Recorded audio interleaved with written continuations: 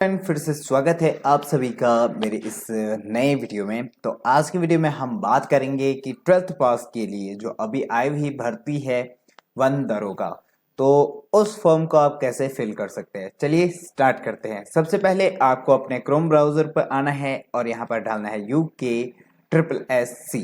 ठीक है, तो आप यहाँ पर जैसे ही UK SSSC डालेंगे आप क्लिक कर लीजिए। इसके बाद जैसे ही आप यहाँ पर क्लिक करोगे आपके पास इस तरह का फिर एक नया इंटरफेस खुल के आएगा। यहाँ आप नीचे स्क्रॉल कीजिए, यहाँ पर चौथे नंबर पर 1 2 3 4 यहाँ पर आप देख सकते हैं पदनाम कृषि अधिकारी पशुधन प्रसार अधिकारी वन दरोगा एवं अन्य फॉर्म के आवेदन के लिए क्लिक करें। तो यहाँ पर क्लिक करें और इसके बाद जैसे ही आप यहाँ पर क्लिक करोगे तो यहाँ नीचे आपको सिंपल सी बात है क्या कर देना है, यहाँ पर अप्लाई नाउ। तो जैसे ही आप यहाँ पर अप्लाई नाउ करोगे तो आपके पास फिर फॉर्म अप्लाई करने के लिए यहाँ पर डिटेल पूछेगा। सबसे पहले यहाँ पर कैंडिडेट का नाम पूछेगा, इसके बाद अभ्यर्थी का मध्य नाम यानी मिडिल नेम।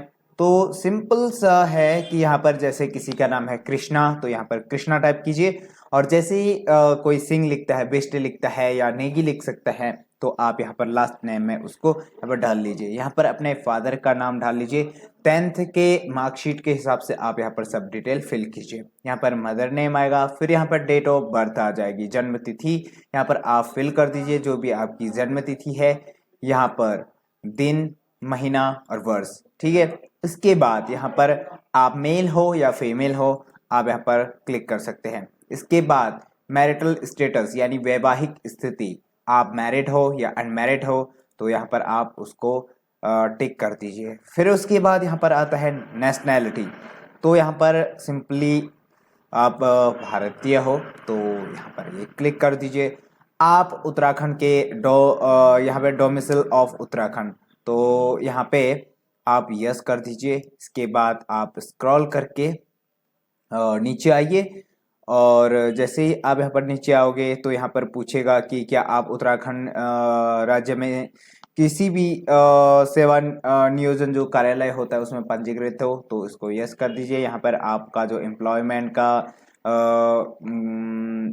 जो रजिस्ट्रेशन नंबर है वो डाल लीजिए।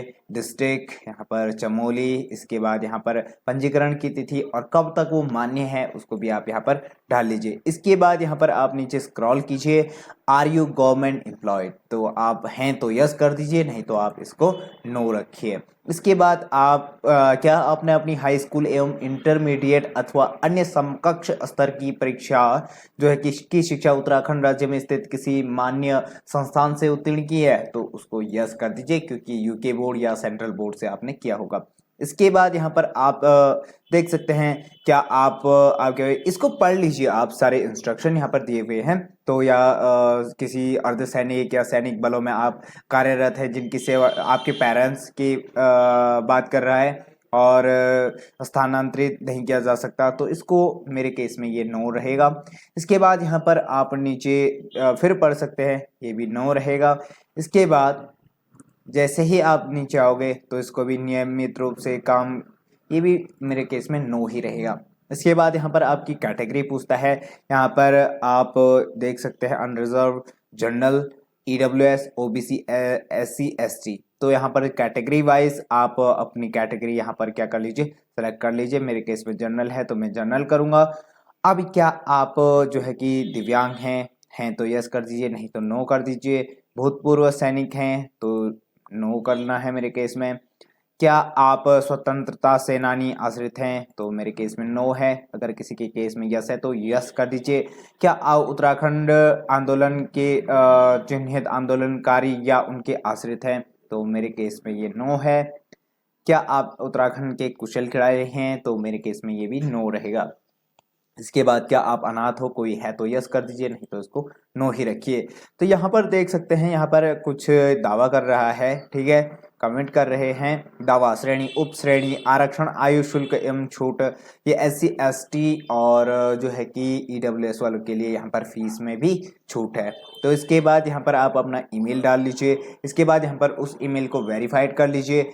मोबाइल नंबर डाल लीजिए, अल्टरनेट मोबाइल नंबर डालना है तो यहाँ पर आप उसको भी डाल सकते हैं। यहाँ पर आप अपना एड्रेस डाल सकते हो, जो आधार कार्ड में आपका एड्रेस है वो एड्रेस आप यहाँ पर फिल कर लीजिए, जैसे विलेज एंड पोस्ट, किसी का पूरा, आला, जोखना, या कहीं भी किसी का पोस्ट ऑफिस कहीं भी है चमोली में, या ठीक है, तो बछेर हो सकता है कुछ भी, तो वहाँ पर आप यहाँ पर डाल लीजिए। दोनों में आप यहाँ पे विलेज नेम डाल सकते हो, नीचे पोस्ट ऑफिस का नाम डाल सकते हो। इसके बाद सिटी यहाँ पर ये डाल लीजिए, स्टेट आपका जैसे उत्तराखंड आ जाएगा, डिस्ट्रिक्ट अपने हिसाब से आप डाल लीजिए, तो चमोली हमारे केस में रहेगा। इसके बाद पिन कोड 246401, ठीक है, तो यहाँ पर आप डाल सकते हो उसको भी, ठीक है। और यहाँ पर क्या कर देना है आपको, जो एड्रेस आपने फिल किया होगा उसको यहाँ पर सेम आप रख सकते हो, तो यहाँ पर इस तरह से वो एड्रेस भी दिखा देगा आपका, ठीक है। इसके बाद फॉर्म भरने का स्थान, जहाँ से आप फॉर्म भर रहे हो वहाँ का आप यहाँ पर